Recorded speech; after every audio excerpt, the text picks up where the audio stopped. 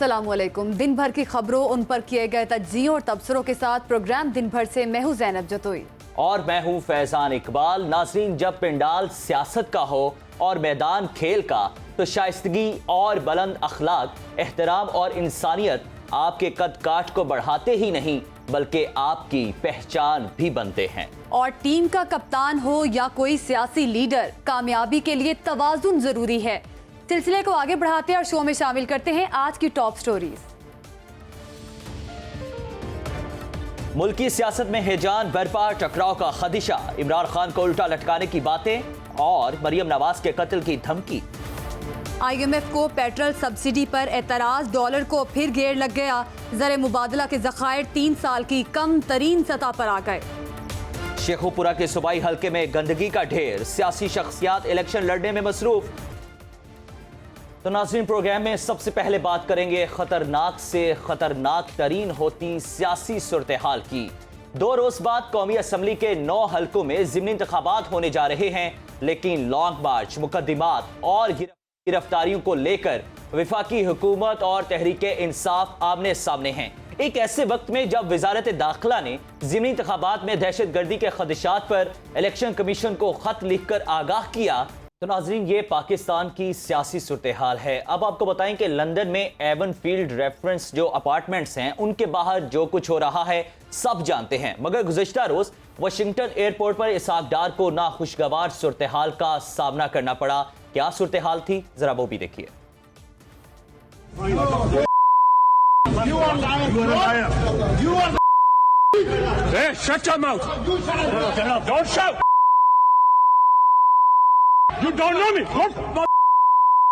नाज़रीन, अब आपको बताएं कि पंजाब के नए मुशीर दाखिला ने अपने एक बयान में कहा है कि IG पंजाब को सूबे की हुदूद में दाखिले पर राना सनाउल्लाह को दाखिल ना होने दिया जाए, और अगर हो तो उनको गिरफ्तार करने के अहकामात भी जारी कर दिए गए हैं।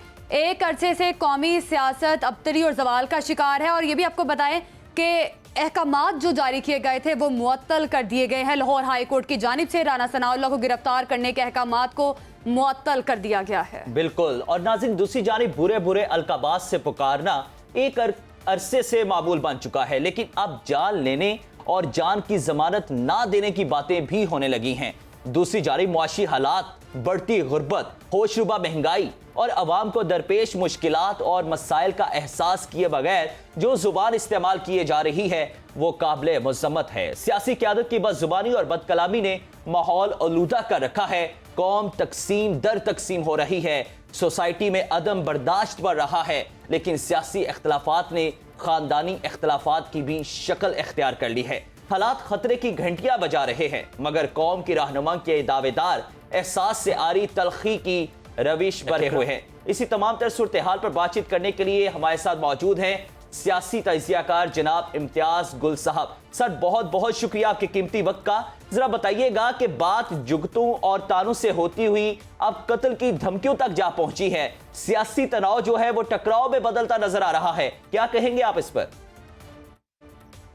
इस पे हम जितना भी अफसोस करें वो कम है, इसलिए कि जो सियासी रहनुमा वो कौम के रहनुमा होते हैं, उनके रूहानी और समाजी पेशवा एक लिहाज से होते हैं, उनकी रहनुमाई करते हैं।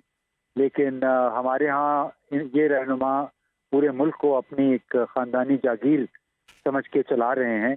पूरी कौम को इन्होंने ये शख्सियात की जंग में फंसा दिया है। तो पाकिस्तान के जो असल मसाइल हैं वो बिल्कुल उनको तवज्जो नहीं मिल रही है। और सोचने की बात है, सबको ये ज़रूर सोचना चाहिए हम सबको कि वो लोग जो कि अपनी मुखालिफ जमातों पे जैसे PTI के खिलाफ अगर इल्ज़ाम तराशियाँ कर रहे हैं, तो ये लोग और इनके मुरब्बी, इनके पैटर्न जैसे गुज़िश्ता 40-50 बरसों से पाकिस्तान में हुक्मरान रहे हैं बराह रास्त बिलवास्ता तौर पे, चाहे वो फौजी थे, चाहे वो सियासी शख्सियात थी। इतने अच्छे होते, इतनी मिसाली अगर इनकी सोच होती तो आज पाकिस्तान को इन हालात का सामना ना करना पड़ता जिन हालात में पाकिस्तान गिरा हुआ है। तो इससे आप अंदाजा लगा सकते हैं कि कितनी एक लिहाज से घटिया सोच की हामिल सियासी क़यादत इस मुल्क पे मुसल्लत है, और अवाम के मसाइल हल करने की बजाय वो एक दूसरे पे इल्ज़ाम तराशियों से ही उनको फुर्सत नहीं मिल रही। سر بالکل آپ نے صحیح بات کہی ہے. جس طرح سے الزام تراشیاں کی جا رہی ہیں ایک دوسرے پر, عوام جس طرح سے پولرائزڈ ہو رہی ہے, عوام جس طرح سے ڈیوائیڈ ہو رہی ہے بہت بڑے لارجر اسکیل پر. سر آپ نے رانا ثناءاللہ کی گفتگو سنی ہوگی. رانا ثناءاللہ کی جانب سے یہ کہا گیا کہ مکو ٹھپ دیا جائے گا. پبلکلی ایسے ریمارکس بولنا کس طرح سے خطرناک ثابت ہو سکتا ہے؟ دیکھیے, اس تو انتہائی ایک, میں سمجھتا ہوں ایک وزیر داخلہ کی طرف سے جس انداز کی زبان استعمال ہو رہی ہے. آپ نے ابھی اپنے پروگرام میں بھی جو آڈیو میوٹ کیا ہے, جو اسحاق ڈار صاحب کے کوئی ساتھی تھے جس قسم کی وہ گالیاں دے رہے تھے واشنگٹن میں ایئرپورٹ پہ, کہ عابد شیر علی جس نوعیت کی بات کرتے ہیں, تو اس سے وہی اسی بات کی غمازی ہوتی ہے جو ابھی میں نے پہلے کہی, کہ ایک قسم کا ذہنیت پاکستان پہ اس وقت حکمرانی کر رہی ہے, جس سے میں نہیں سمجھتا کہ نئی قوم, نوجوان کوئی اچھائی کی توقع رکھ سکتے ہیں, نہ ہی قانون کے حوالے سے اور نہ ہی مینرز کے حوالے سے, کیونکہ اس سے کوئی تربیت نہیں ہو رہی بلکہ الٹا باہمی اختلافات. سر جس طرح سے آپ نے بات کی ہے تربیت کی, تو وزیر داخلہ تو عوامی نمائندے ہیں اور عوامی تحفظ ان کی عملی ہونی چاہیے, لیکن دوسری جانب جو چیئرمین تحریک انصاف ہے عمران خان بھی, وہ بھی اسی طرح سے رسپانس کر رہے ہیں کہ ہم بھی وزیر داخلہ کا ہر طرح سے انتظام کر کر اسلام آباد میں آئیں گے. تو کیا سمجھتے ہیں کہ جو پاکستان میں اس وقت سیاسی ماحول بن چکا ہے, ان کو مکمل طور پر اس سے آگاہی نہیں ہے, اور یہ کس طرح سے اپنے کارکنوں کی تربیت کریں گے, کارکنوں کو کس طرح سے سمجھائیں گے, کیونکہ کارکن تو انہی کی ڈائریکشن کو فالو کریں گے؟ دیکھیے, اس میں جو شخص بھی وزیر اعظم ہوتا ہے یا وزیر داخلہ وفاقی وزیر ہوتا ہے, اس پہ بہت بھاری ذمہ داری عائد ہوتی ہے, کیونکہ اس کا ایک ایک لفظ, ایک ایک قدم جو ہے وہ مانیٹر ہوتا ہے, اور لوگ اس کو مثال بنانے کی کوشش کرتے ہیں. تو خاص طور پہ جو بھی حکمران طبقہ ہے, کابینہ کے ارکان ہیں, انہیں تو بالکل اپنی ناپ تول کے الفاظ کا استعمال کرنا چاہیے.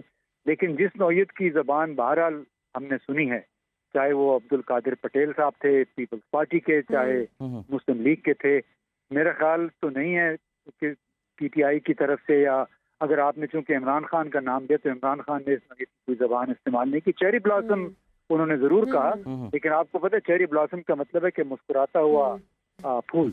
صحیح سر یقیناً فریڈم آف سپیچ جو ہے, فریڈم آف سپیچ سب کو حق حاصل ہے اس چیز کا. جس طرح سے اعظم سواتی کو تشدد کا نشانہ بنایا گیا, ذرائع بتاتے ہیں کہ ان کو زیر حراست تشدد کیا گیا ان پہ. سر کیا آپ کو لگتا ہے کہ دھونس اور تشدد سے کسی بھی فرد یا ادارے کو کسی کی بھی عزت کروائی جا سکتی ہے اس طرح فورسفلی؟ کسی نے گالی اگر دے بھی دی ہے تو اس کو آپ کس قانون کے تحت سزا دے سکتے؟ اس کی سزا کیا یہ ہے کہ کسی کے گھر میں گھس کے, کسی کے بیڈ روم میں گھس کے اس کو کپڑے اتار دیے جائیں, اس پہ تشدد کیا جائے؟ یہ قطعاً اس بات کی اجازت نہیں ہونی چاہیے. قابل مذمت فعل ہے جس کسی کے بھی ساتھ ہو. چار دیواری کا تحفظ اور آئین کے آرٹیکل 19A کے تحت حاصل جو حقوق ہیں تمام پاکستانیوں کے, ان کا تحفظ بہرحال ہونا چاہیے, ہر صورت میں ہونا چاہیے. اور اس حوالے سے کوئی بھی خلاف ورزی کا مرتکب ہوتا ہے تو پھر یہ اعلیٰ عدالتوں کو اس کا ضرور نوٹس دینا. بالکل صحیح. اچھا سر, ایک اور بھی چیز ہے کہ جس طرح سے آپ نے اعلیٰ عدالت کا ذکر کیا ہے, تو تمام ادارے غیر جانبدار ہیں, تو میرے خیال سے سیاسی قیادت کی بھی کوئی ذمہ داری بنتی ہے, کیونکہ جس طرح کی سچویشن بن چکی ہے, لانگ مارچ کی تاریخ تو ابھی تک نہیں دی گئی چیئرمین تحریک انصاف کی جانب سے, لیکن بار بار اس کا اعلان ضرور کیا جا رہا ہے, عوام کو تیار رہنے کی ہدایات بھی کی جا رہی ہیں, جبکہ دوسری جانب سے اس طرح کے بیانات حکومت کی جانب سے اس طرح کے القابات سے نوازنا, تو کیا سمجھتے ہیں کہ یہ کسی بڑے طوفان کی نشاندہی نہیں کر رہا؟ ظاہر ہے اگر لانگ مارچ پہ عمل درآمد ہو گیا تو اس میں طوفان تو آ سکتا ہے, بلکہ طوفان تو پہلے ہی آیا ہوا ہے. اس سوچ کے, اس ذہنیت کے خلاف جو پاکستان پہ گزشتہ 70 برسوں سے مسلط ہے, اور جس میں عام عوام جو کہ 80-90% ہیں وہ بیچارے پس رہے ہیں, عدالتوں میں رگڑے کھاتے ہیں, سرکاری دفتروں میں رگڑے کھاتے ہیں. سر مریم نواز کو جس طرح سے شہری کی جانب سے قتل کی دھمکی دی گئی, اور پھر وزیر خزانہ کو ایئرپورٹ پہ جس طرح سے ان کو انسلٹ کیا گیا بہت برے طریقے سے, سر یہ تمام تر چیزیں جس قدر زبان استعمال کر رہے ہیں سیاستدان ایک دوسرے کے لیے, یہ کس قسم کا اشارہ کس طرف جا رہا ہے؟ یہ تمام تر چیزیں کس طرف جا رہی ہیں؟ بلکہ ایک اور چیز میں اس میں ایڈ کروں کہ جو مریم نواز کو دھمکی دی گئی ہے عوام کی جانب سے, اس میں قاسم سوری بھی اس موقع پر موجود تھے, ان کی موجودگی میں یہ تمام تر چیزیں ہوئیں. تو کیا دیکھتے ہیں کہ یہ ان کی کوئی رسپانسبلٹی نہیں بنتی, ان کو کوئی پوچھنے والا نہیں, یا کیا یہ تربیت کرنے میں ناکام نظر آ رہے ہیں؟ دیکھیں, مریم نواز کو اگر کسی نے دھمکی دے دی یا غلط الفاظ استعمال کیے تو وہ کیا عمران خان یا قاسم سوری سے پوچھ کے کیے ہوں گے؟ بالکل ایسے ہی جیسے سر لیکن نواز قاسم شریف صاحب سوری سے کے کسی نے سامنے کیے ہیں سر، قاسم سوری کے سامنے کیے. قاسم سوری اس وقت یہ کہہ سکتے تھے کہ ان کو روک سکتے تھے، منع کر سکتے تھے، مذمت کر سکتے تھے. اس چیز کو میڈم میری بات سنیے، میں تو نہ قاسم سوری کا سر وہ اس چیز پہ ہنس رہے تھے. نہ یہ تو ایسی چیزوں کو پروان چڑھانے والی بات ہے، ایسی چیزوں کو انکریج کرنے والی بات ہے. چلیں آپ بول لیں پھر. نہیں سر آپ بولیں پلیز آپ بولیں. نہیں دیکھیں میں نہ پی ٹی آئی کا ترجمان ہوں، نہ عمران خان کا، نہ میں کسی اور سیاسی جماعت کا مخالف ہوں. آپ نے مجھے تجزیہ کار کے طور پہ لیا. تجزیہ کار کا میں یہ کہتا ہوں کہ کسی کے بارے میں بھی غلط زبان استعمال کرنا قابل مذمت فعل ہے، کسی کو بھی نہیں کرنا چاہیے. لیکن جب اگر آپ نے پارٹی اے کے خلاف اگر غلط الفاظ استعمال کیے ہیں، پھر آپ یہ توقع کریں کہ پارٹی بی کے خلاف کچھ نہ ہو. ہر ایک کے، ہر رہنما کے، ہر پارٹی کے چاہنے والے ہوتے ہیں. کچھ لوگ زیادہ گرم دماغ ہوتے ہیں، وہ اپنے جوش اور جذبے میں بہت کچھ کہہ دیتے ہیں. یہ تو پھر سیاسی میدان میں یہ نہیں ہو سکتا کہ اکھاڑے میں 3 جماعتیں لڑ رہی ہوں، 2 جماعتوں کی طرف سے گالن گلوچ ہو رہی ہو اور تیسری جماعت پھر خاموش تماشائی بن کے ان کے تھپڑ کھاتی رہے. یہ اس طرح نہیں ہوتا ہے. یعنی آپ کوئی بھی جماعت یہاں پہ ہائر مورل گراؤنڈ نہیں لے سکتی ہے. تو فرض البتہ سب پہ یہ ہے کہ گالن گلوچ سے گریز کریں. شکریہ. بالکل. تو ناظرین ضرورت اس چیز کی ہے کہ گالم گلوچ سے پرہیز کیا جائے. یہ پریکٹس جو ہے یہ سب سے پہلی ذمہ داری جتنے بھی سیاسی رہنما ہیں ان کی بنتی ہے کہ وہ خود سے یہ پریکٹس اپنائیں اور پھر اپنے کارکنوں کی بھی اس لحاظ سے تربیت کریں. ناظرین ملکی معیشت کی بات کریں تو وزیر خزانہ اسحاق ڈار ملکی معیشت کے لیے ریلیف کی تلاش میں واشنگٹن کے دورے پر ہیں. گزشتہ روز وزیر خزانہ نے وفد کے ہمراہ IMF اور ورلڈ بینک کے حکام کے ساتھ ملاقاتیں کی. وزارت خزانہ کے جاری اعلامیے کے مطابق IMF حکام نے معیشت کی بحالی کے لیے پاکستان کے اقدامات کی تعریف کی اور مستقبل میں تعاون کی یقین دہانی بھی کرائی ہے. لیکن دوسری جانب سالانہ میٹنگ کے حوالے سے پریس بریفنگ میں IMF حکام نے پاکستان میں پیٹرول پر سبسڈی پر اعتراض کرتے ہوئے اس سے گریز کی ہدایت کی ہے. سپٹمبر کو پیٹرول ڈیزل کی قیمتوں میں کمی 30 روپے تک کیے جانے کا امکان بھی ظاہر کیا جا رہا ہے. تو اتحادی حکومت کے سابق وزیر خزانہ مفتاح اسماعیل نے اعتراض کیا تو جواب میں اسحاق کیا جواب دیا، ذرا وہ سنیے. میری ذمہ داری ہے کہ میں IMF کو میں نے ہینڈل کرنا ہے، مفتاح صاحب نے ہینڈل نہیں کرنا یا کسی اور نے ہینڈل نہیں کرنا. مجھے IMF سے ڈیل کرنا آتا ہے. میں سمجھتا ہوں کہ فلڈ میں ڈوبا ہوا آدھا پاکستان اور عوام کے اوپر جو بوجھ ہم ڈال چکے ہیں یہ بالکل جسٹیفائی نہیں کرتا تھا کہ میں 10 روپے کی لیوی جو ہے 5 روپے پیٹرول 5 پہ ڈیزل لگا دوں. تو میں نے وہ جو ریلیف ہے وہ میں نے عوام کو پاس آن کی ہے، ان کے اوپر بوجھ نہیں ڈالنے. ناظرین تو مفتاح اسماعیل کہتے رہے کہ مجھے عوام سے ڈیل کرنا آتا ہے، لیکن تیسرے روز مہنگا ہوتا ڈالر اور عالمی مارکیٹ میں کروڈ آئل کی بڑھتی قیمت جہاں ڈگمگاتی اور لڑکھڑاتی معیشت کے لیے سنگین ہے، وہیں پر اعتماد وزیر خزانہ اسحاق ڈار کی صلاحیتوں کا امتحان بھی ہے. لیکن پاکستان کے فورن کرنسی اکاؤنٹ میں زر کے ذخائر 3 سال کی کم ترین سطح پر پہنچ گئے ہیں. اسی پر دیکھتے ہیں یہ رپورٹ.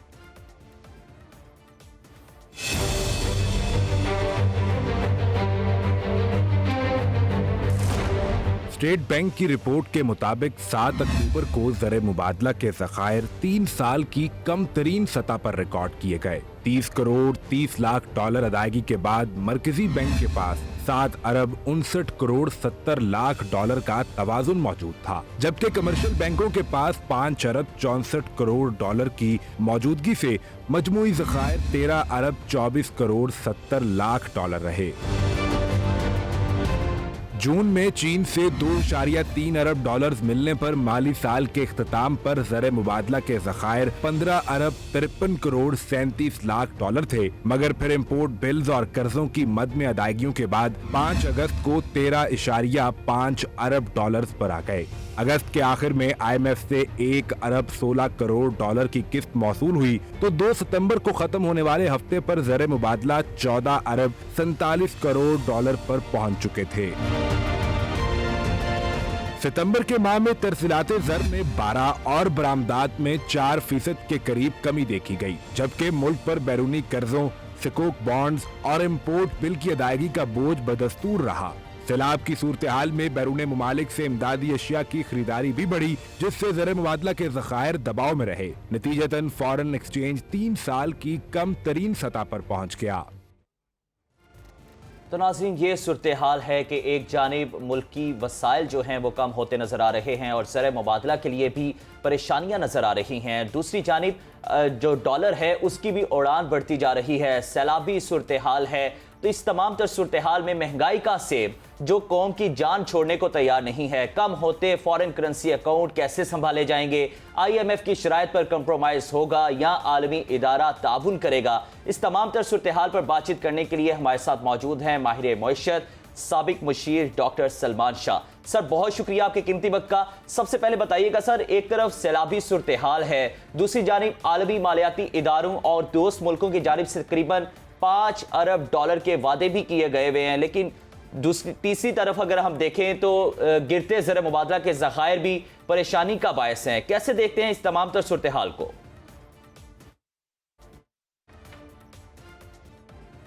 ڈاکٹر صاحب، آپ کو میری آواز آ رہی ہے؟ جی آ رہی ہے آواز۔ جی جی بتائیے۔ آپ کو آ رہی ہے آواز؟ جی بالکل، مجھے آواز آ رہی ہے۔ جی، اس وقت پوری دنیا میں ایک کرائسس ہے، اور وہ کرائسس جو ہے وہ پہلے تو پینڈیمک کی وجہ سے تھا، اس کے ساتھ ساتھ یوکرینین جنگ شروع ہو گئی، جس سے پیٹرولیم پرائسز اور جو تیل کی قیمتیں ہیں وہ آسمان پہ چلی گئی ہیں، اور اس کے ساتھ ساتھ کھانے پینے کی جو فوڈ کموڈیٹیز ہیں ان کی بھی ڈسرپشن بہت زیادہ ہے اور بڑی قیمتیں اوپر چلی گئی ہیں۔ اور یہ دونوں آئٹمز ایسے ہیں جو پاکستان بڑا ڈیپینڈنٹ ہے ان پہ، کیونکہ امپورٹس ہمیں سسٹین کرتی ہیں ہماری انرجی کو، اور کھانے پینے کی چیزیں بھی انفارچونیٹلی ایک زرعی ملک ہونے کے باوجود ہم خاصا امپورٹ کرتے ہیں، اور خوردنی تیل تو ہمارا بیرون ملک سے ہی آتا ہے۔ تو یہ ساری چیزوں کی وجہ سے پاکستان کے اوپر شدید قسم کی پرابلمز ہیں، اور یہ ملٹیپلائی اس لیے ہو جاتی ہیں کہ ہم نے پچھلے چند سالوں میں اپنے اوپر بہت زیادہ بیرون ملک قرضے جو ہیں وہ سمیٹ لیے ہیں، اور اس کا جو بوجھ ہے وہ اب ہمارے سے سنبھل نہیں رہا، کیونکہ اس میں تقریباً ہم نے 130 ارب ڈالر کا بیرون ملک قرضہ ہے، جو ہر سال تقریباً 20 ارب ڈالر اس کو واپس بھی کرنا پڑتا ہے، اور اس کے اوپر سود ادا بھی کرنا پڑتا ہے، اور ہمارا جو ایکسپورٹس ہیں یا ریمیٹنسز سے جتنا کچھ آتا ہے وہ پوری طرح سے ہمیں فائنینس نہیں کر پاتا، اور ہماری تجارت کا خسارہ بھی بہت بڑا ہے۔ سو یہ ساری چیزیں جو ہیں یہ بڑے عرصے سے بلڈ اپ ہوتی چلی جا رہی ہیں۔ اب سچویشن یہ ہے کہ ایک طرف ہم نے قرضوں کے بوجھ کو نیچے کرنا ہے، دوسری طرف ہم نے اپنی انرجی کو ڈومیسٹک میں کنورٹ کرنا ہے، امپورٹڈ کے بجائے ڈومیسٹک میں کنورٹ کرنا ہے، تیسری چیز یہ ہے کہ ہم نے اپنی اکانومی کی جو پروڈکشن ہے اس کو ایکسپورٹ اورینٹڈ کرنا ہے، جس کا مطلب یہ ہے کہ ہمیں اپنے ملک کی جو پروڈکٹیوٹی ہے، جس کو پیداواری قوت کہتے ہیں، اس کو بہت بڑھانا ہے تاکہ فی کس پیداوار بڑھ سکے، فی ایکڑ پیداوار بڑھ سکے، اور جو چیزیں استعمال کرتے ہیں ان کے اوپر ملٹی پلائر افیکٹ آئے ہماری پیداوار میں، تاکہ ہم انٹرنیشنلی کمپیٹیٹو ہوں اور ایکسپورٹس بھی کر سکیں۔ صحیح سر، جس طرح سے آپ نے بات کی بیرونی قرضوں کی، تو ابھی ریسنٹلی وزیر خزانہ اسحاق ڈار کے دورے پر گئے ہیں، اور انہوں نے وہاں پر ابھی جو ریسنٹلی پریس کانفرنس بھی کی، اس میں انہوں نے کہا کہ مجھے پتا ہے میں نے آئی ایم ایف سے ڈیل کیسے کرنا ہے، اور انہوں نے یہ بھی کہا، اندیا دیا ہے کہ وہ کوشش یہ کریں گے کہ آئی ایم ایف کی شرائط کو ہی ریٹین رکھا جائے۔ تو کیا سمجھتے ہیں کہ ان کا تجربہ بھی ہے؟ وہ کہتے ہیں کہ مجھے 25-30 سال ہو چکے ہیں آئی ایم ایف سے ڈیل کرتے ہوئے، تو کیا آپ کو لگتا ہے کہ آئی ایم ایف کی شرائط جو ہے وہ ریٹین رہیں گی اور عالمی ادارہ جو ہے اس میں تعاون کرے گا؟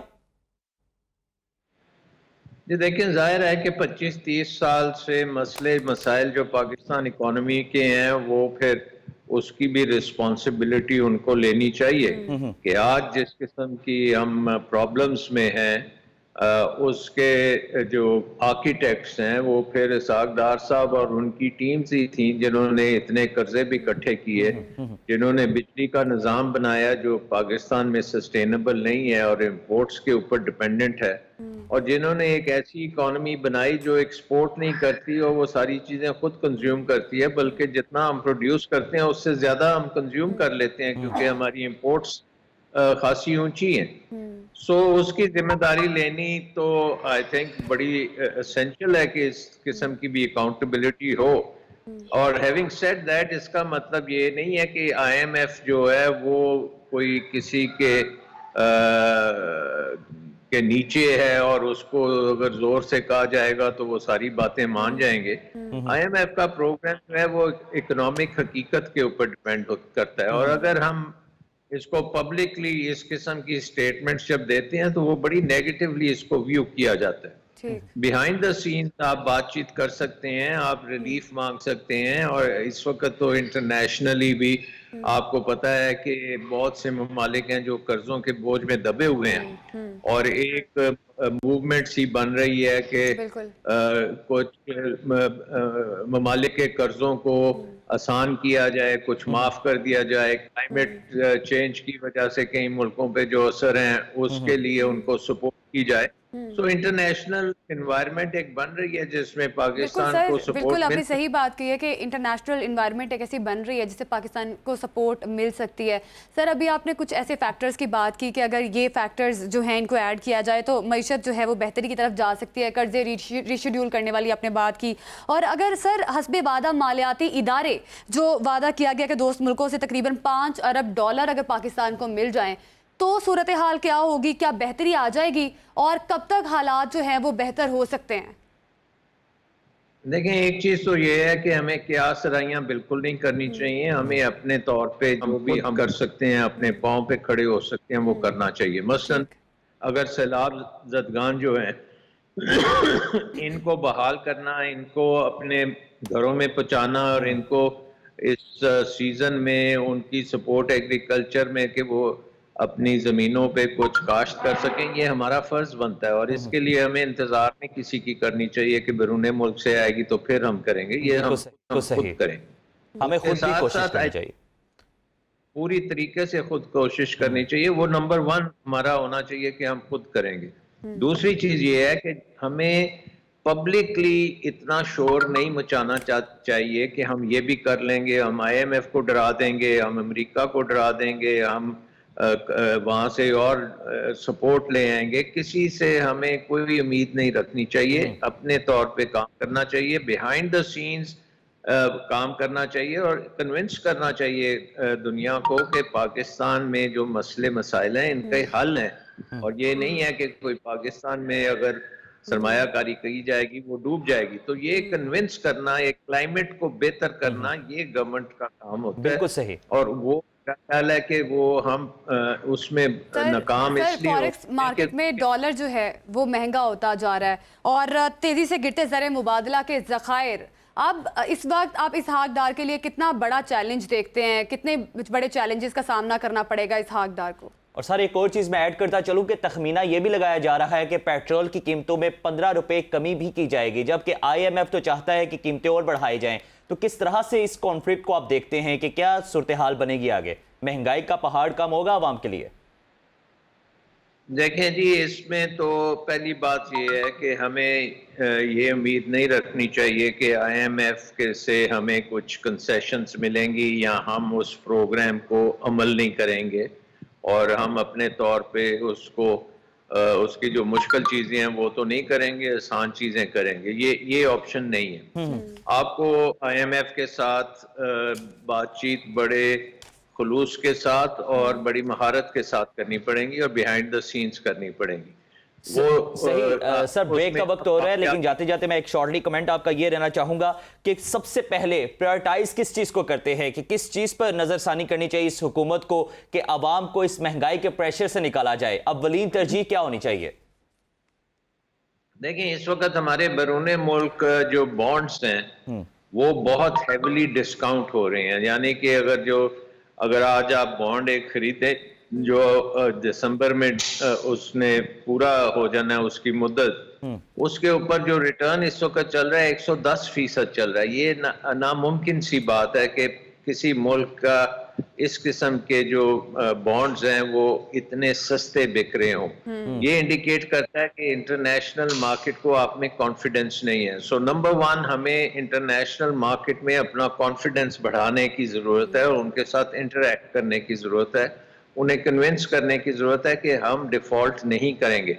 फिलहाल अनफॉर्चुनेटली हम सारी बातें इस तरह की कर रहे हैं जिससे नज़र आ रहा है कि हम डिफ़ॉल्ट कर जाएंगे, क्योंकि हम जब ये कहते हैं कि हमारे कर्जे माफ कर दें या हमारे कर्जे रीशेड्यूल कर दें, तो मार्केट्स जो हैं वो बड़ी घबरा जाती हैं और वो फिर आप सर बहुत शुक्रिया आपके कीमती वक्त का। ब्रेक पर जाना है, अदरवाइज हम आपसे गुफ्तगू जारी रखते। तो नाज़रीन, सूरत हाल यही है कि पाकिस्तान को तमाम तर चैलेंजेस का सामना है। गुर्बत है, सैलाब है, इन्फ्लेशन रेट बढ़ता जा रहा है, पेट्रोल महंगा है, रोज़मर्रा अशिया की कीमतों में इजाफा हो रहा है। लेकिन हमें इस तमाम तर चीज़ों में उम्मीद जो है वो आलमी बरादरी से नहीं रखनी चाहिए। हमें खुद भी कुछ इनिशिएटिव ऐसे लेने चाहिए, खुद भी अपने रिसोर्सेज को इस्तेमाल इस तरह से करना चाहिए कि हम खुद इस काबिल हो सकें कि हम इन क्राइसिस से निकलने के काबिल हों। तब आलमी बरादरी को हमें साथ अटैच करना चाहिए।